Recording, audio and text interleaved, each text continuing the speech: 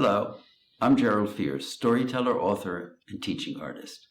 I've been telling stories all around the world for almost 40 years. I tell stories to entertain and to educate. Storytelling has informed my writing. I believe that storytelling leads to literacy. More importantly, storytelling supports abstract thinking and problem solving. The process of talking and listening results in thinking. Too often, storytelling is characterized as entertainment.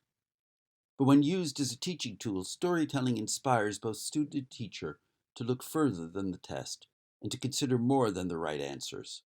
When a storyteller works in a school, learning becomes a common breath, a communal connection that has a physical and psychological reality. We draw upon the depth of the student's multiple intelligences. Over the last 3 years, I've worked at today's Learning Center in Clifton, New Jersey, teaching writing through storytelling. The school has 2 parallel programs with both mainstream and special education classes. Miss Bree's class has children with severe neural disabilities. My objective in the classroom this day was to teach colors by making a poem that told a story about a rainbow. A prism helped us teach science as well as language. Follow-up activities included a color wheel, drawing, and making a class book. Rainbows. Touch a rainbow, let's try. A Shani picks a red apple from the sky. Yosh catches yellow like a banana, and Diana sees an orange carrot up on high. Gabby's green lizard crawls across the clouds. Jerry forms blue Play-Doh, rolling and squeezing and patting, making a butterfly. Indigo jeans stretch above, reach up and pick a violet plum. White light from the sun, broken up into rainbows. Still waters run deep, and we can never underestimate the power that is released when stories are exchanged and an image is expressed in an action and a result. As I work in schools, I have noticed that the difference between elite 21st century educational curricula and run-of-the-mill 21st century educational curricula is not STEM, but STEAM: science, technology, engineering, art, and mathematics. In order to be a creator and innovator, in order to use the tools of problem solving, in order to gather and evaluate evidence, to make sense of information and make decisions, one must think like an artist, creatively joining disparate pieces of information to discover issues and answers. At Glenfield School in Montclair, New Jersey, collaborating with science teacher Delia Malloy-Feuer, the STEAM program has incorporated storytelling into her 6th, 7th, and 8th grade classes. Stories of UFOs, the Jersey Devil, and buried treasure became the trigger for discussions of astrophysics, ecology, evolution, and geology. An updated performance version of Edgar Allan Poe's Mr. Valdemar triggered a lesson on biology and brain activity. Drawing, performing, and writing follow-ups reinforced the academic information and led to further discussions of philosophy and ethics as the students considered the difference between truth, legend, and propaganda, as well as the legal and moral definitions of life and death. Malloy-Feuer and Fierst are also collaborating with puppeteer Terry Burnett on a project in Glenfield's 78-seat Skyscan Planetarium that is housed in the school. Based on Fierst's book, Imagine the Moon, the show's script combines a storytelling performance of myth, music, astroscience, and history with astronomy displays and digital art, as well as rod and shadow puppets.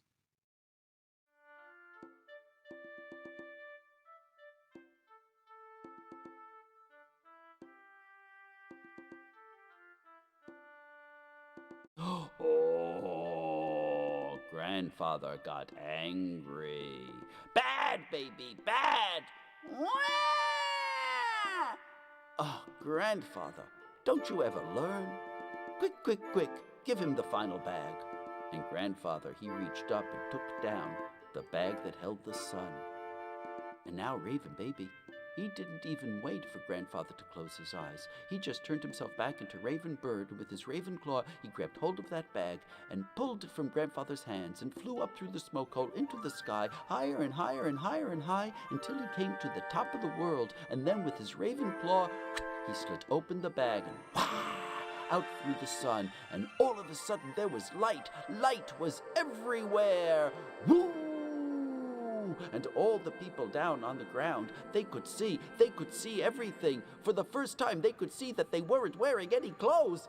Ah! And some of them jumped into the river to escape and hide, and they became the fish. And some of them, they ran into the forest to escape and hide, and they became the badger, the bear, the wolf, the fox, the beasts of the world.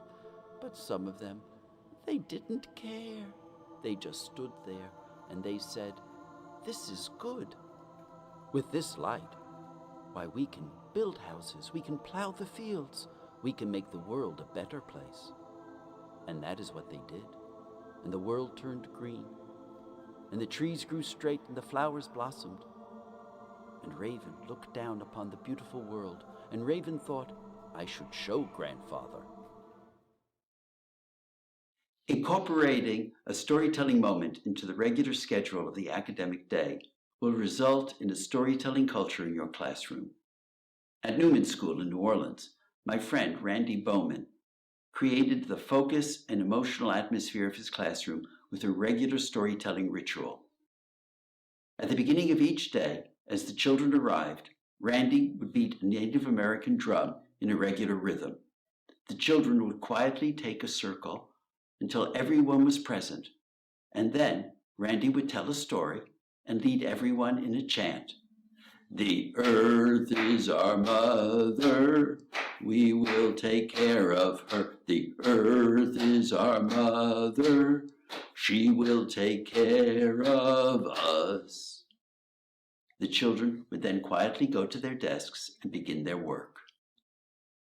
Randy worked with 4th and 5th graders. In Randy's class, I could start writing games by simply asking for suggestions of a character and a problem that had to be solved. I would ask the students for contributions of seeing, hearing, tasting, touching, and smelling words. Together, the class and I would improvise a story using these descriptive words. Try it. Here's an example of a graph and story designed and written by Steve Salaraja while he and I were editing the webinar I created for the Child Development Resource Connection Peel in Mississauga, Ontario. When I am making you or a class work in this manner, I'm encouraging synectics, the blending of images and ideas to create new ways of thinking. I often demonstrate this truth by asking students and teachers to make a list of comparisons of how a mouse is like a refrigerator. When we are asked to think something new, our first reaction is often inertia and a sense of impossibility. Don't judge yourself or the activity, simply start. Creativity is seeing what is there that no one else can see. Someone will say, "They're both in the kitchen," and then the suggestions will begin to flow. They are both in the kitchen. They are both white and black. Both smell bad when they die. They both have tails. They both squeak and run. They both hold cheese. They both leave crumbs. They both store food. They both can be fuzzy. They both need cleaning up or they become a health problem. Even a preschool child can be encouraged to think synectically. I hold up my hand and ask, "What do you see?" The children respond, "A hand, fingers." I say, "But what can we make from our hand?" I used this exercise to illustrate a how-to webinar for the Child Development Resource Connection Peel in Ontario, Canada. For further instruction on storytelling technique, go to their website.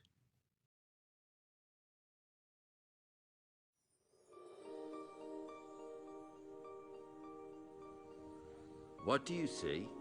A hand? Let's imagine the fingers are a family and they live in a house. Say it with me. Little finger wakes up. "I'm hungry."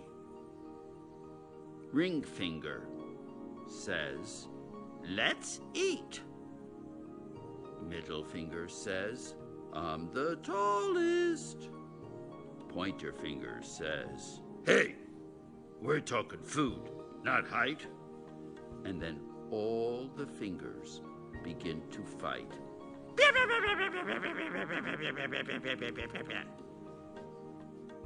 Hey! What's the racket? What's the fuss? Keep quiet. I'm trying to sleep. And ever since then, Thumb lives apart from his brother Fingers.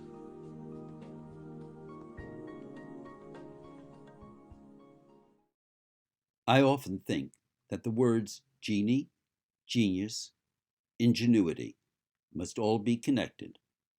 For creativity is like the genie in the bottle, who can be released by the genius in us all when we use our ingenuity. I always end my performances with a story told in American Sign Language. First, let me teach you some American Sign Language. If you take your thumb and put it between your two fingers, this is a K. K, the first letter of the word king. Make a royal sash, and it means king. Now, make a flat C, and that's a Q. Queen. Make a royal sash, and that means queen. So be a king or a queen, and do the signs and say the words with me. I am the king or queen of me. I can become whatever I want to be. The sun and me are two of a kind, with our hearts and imaginations and pride. Together we shine and shine and shine. Now we'll do it again. This time you say the words and I'll do the signs.